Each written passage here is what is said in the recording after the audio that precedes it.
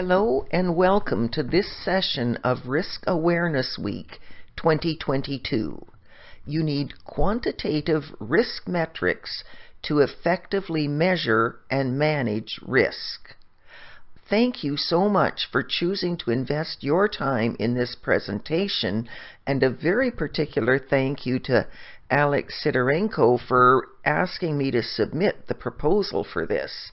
This is my first venture outside of my normal arena of the medical lab technology, and I really hope that you will get in touch with me to say, was this a wise investment, and how do you think today's information might be helpful to you? Before we start talking about where I want to get you to today, I want to give you a little look at where I'm coming from, because I literally took the path less traveled. I'm from Canada, specifically Ontario. I trained in Toronto, and for 10 years I worked at a small hospital about an hour away from there, where I was a hospital department head. Was there I studied for my advanced registered degree in medical technology. We brought in computers for the first time. We brought in Westgard rules.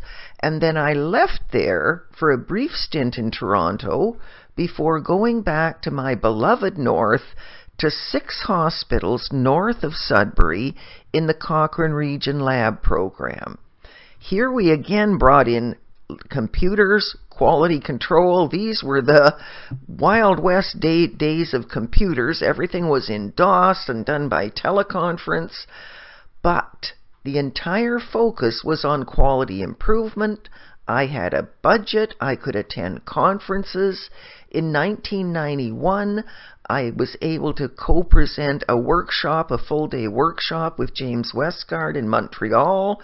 It was here that I began developing software so these people could have a way to make good decisions when I wasn't there. I was able to conduct studies with labs around the world and lecture to labs around the world, and found there was a consistent global problem in what was wrong with quality control. All of this has happened from this 500-acre farm in northern Ontario and led eventually through a rather bumpy road to awesome numbers, the company I am now with and proud to say I am co-founder and CEO of. You need quantitative risk metrics to effectively measure and manage risk. So we're going to talk about new software to manage risk in medical labs and beyond. My background is medical labs, but I believe this will work essentially anywhere.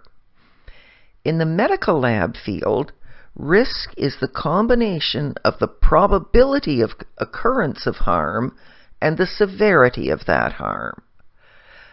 Probability of harm can be measured as the number of failures, I call them medically unreliable results, per year that place patients at risk of missed or delayed diagnosis or treatment and place institutions at risk of litigation.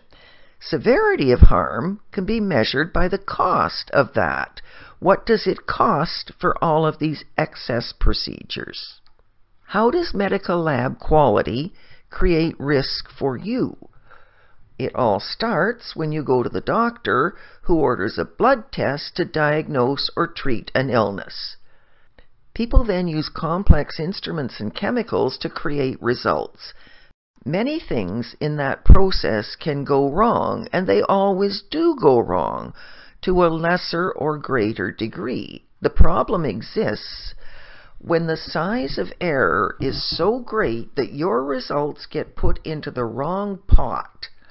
The doctor thinks that no action is required when they should be doing more tests or acting now, or any one of these. If you don't end up in the right pot, you are at risk, and healthcare costs